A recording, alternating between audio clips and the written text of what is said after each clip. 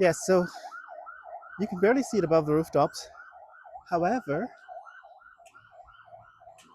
as you turn, as you move further away, right, as you turn and you move further away, the more you can see of the bridge.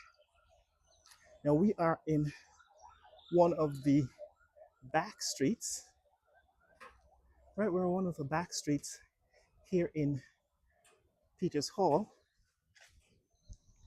and we're gonna have to go back out to the public road to see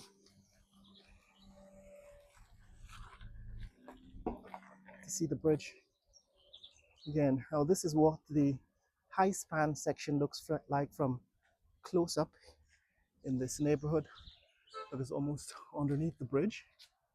Right, that's what it looks like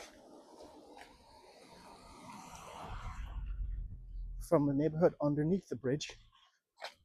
And we're gonna walk back out to the morning, walk back out to the public road. That's the school, right? That's the Peters Hall Primary School, I believe. And this is the neighborhood in Peters Hall that is closest to the bridge. Now, the last time we were here, 2 weeks ago, it seemed as if the bridge would be completed. That is the connection between the high span section and the ramp section would be joined in about a week. But it's been 2 weeks and that gap has not been closed, which suggests to me that it's probably a much more complex operation to close that gap. That is the construction of the spans close to the high span section. Again, you can see it from here.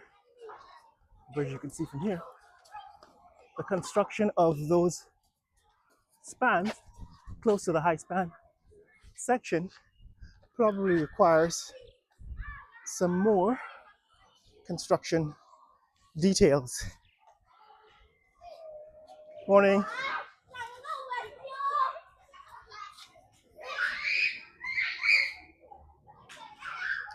Yes, guys, it seems as if that construction is going to require much more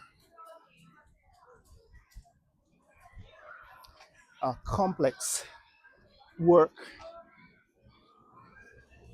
than it normally does, which is the only reason I can think of why it's taking longer than usual to close that gap.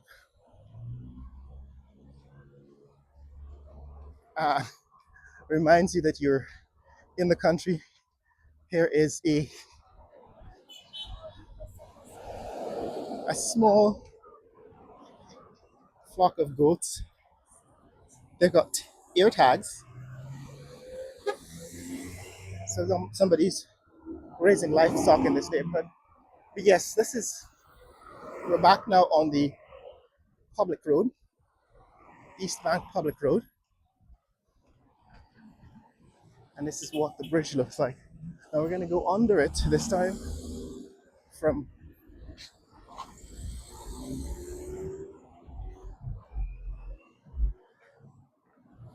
moving from Peters Hall to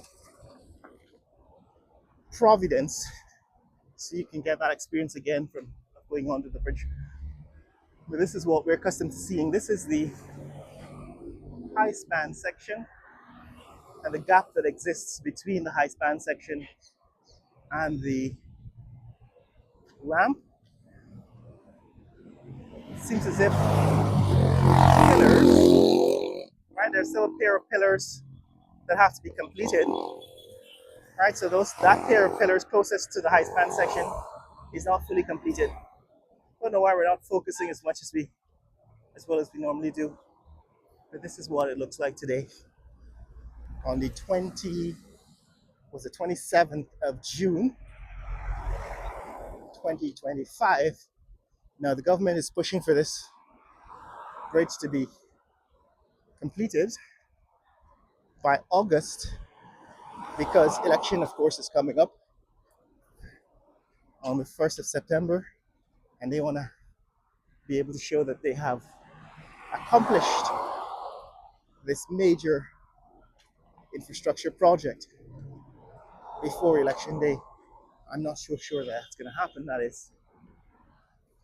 This is a really complex task, and instead of rushing it and probably losing some lives in the process, it's better to follow the schedule, let the bridge be developed, constructed at its normal rate. Yeah, man. Morning. Yeah. So those guys are saying hi this morning. But yes, guys, this is what it looks like going under the bridge from Peters Hall to Providence. This is the high span section, of course. You can see where the gap, still exists. Still a little gap. We've been tracking that gap now for at least, 3 months. We've seen it close from when the bridge didn't actually cross over the road. In other words, they hadn't yet built this overpass section, which I thought was the first overpass. Now this is what it looks like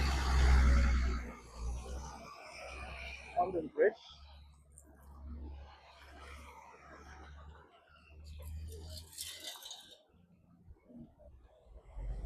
This is what it looks like under the bridge.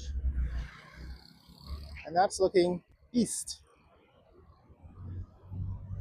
All the way east, where the bridge finally comes to the ground level, the ramp that is. It's about a quarter of a mile from the ramp, from where the ramp takes off, leaves the ground, to where it actually connects with the high span section. There you can see that's the connection. Now I used to guess, like I kept guessing in the last several months, trying to guess when it would be completed. And I have to admit, it's not possible to predict anymore. But they are removing, for example, there was a covered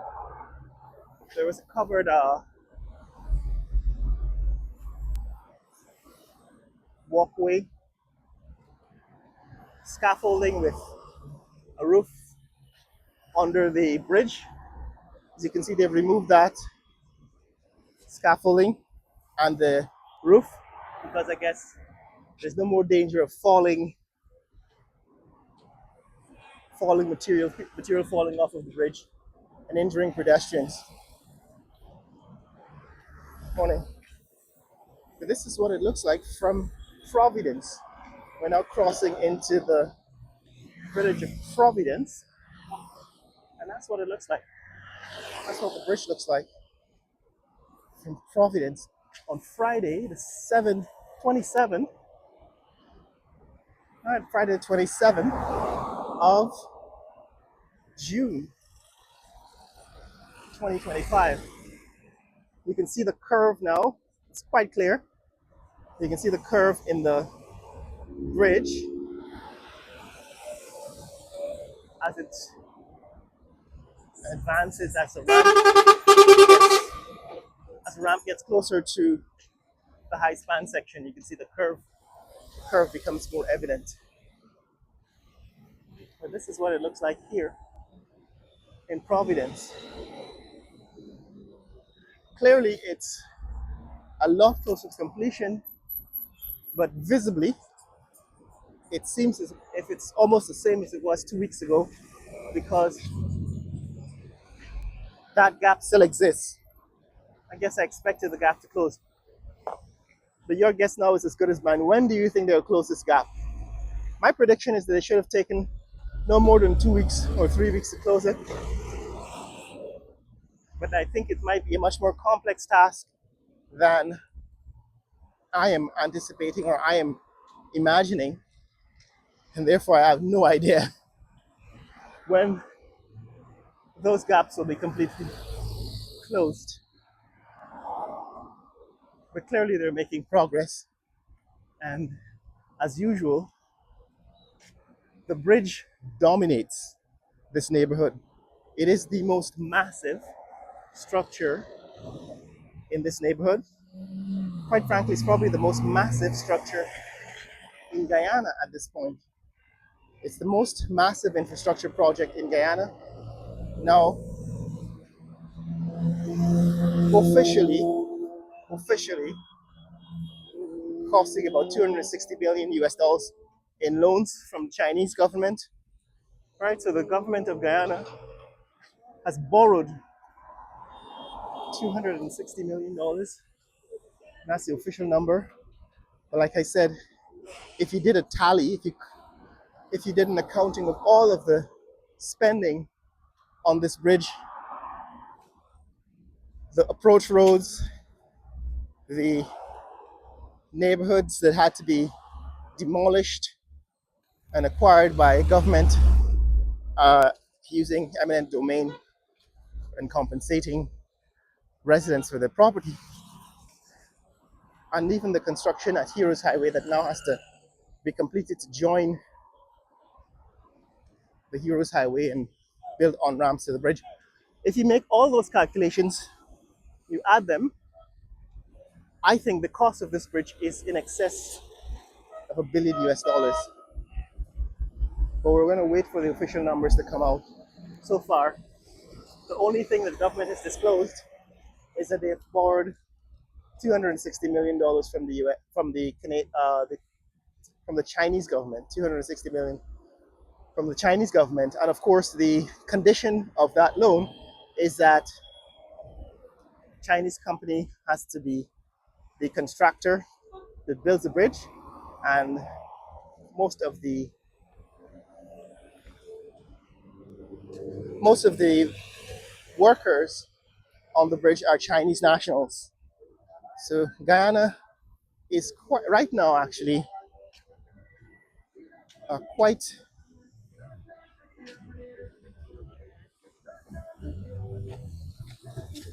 full of Chinese and Indian nationals working on various projects by their governments. Now, this is what they're doing here at Providence. We're putting up a fence around this section of land that allows me to come and take a look at the bridge from this vantage point. Thought I'd also take a look at it from the parking lot at Amazonia Mall. But yeah, like I said, the condition of the loan to construct this bridge is that the contractor be Chinese. In fact, I think the arrangement is that when you place the bid, when the contractor placed the bid to construct the bridge, part of the part of the contract was that they secure the loan from their government, and that is how I think these construction projects are now working. That the contractor, morning, the contractor comes with his own financing. Of course, the Guyana government has to pay back the loan, but the condition is that since the contractor comes with his own financing, in this case from the government of China, the condition of the government of China for giving the loan is that the workers must be Chinese. And that's also what happened with the construction of the East Coast Bypass Road, where the contractor is India. The financing came from the government of India. There's a loan of 50 million US dollars for the construction of the East Coast Bypass Road. And naturally, the Indian government demanded that the contractor and the workers be Indian. And that's how come that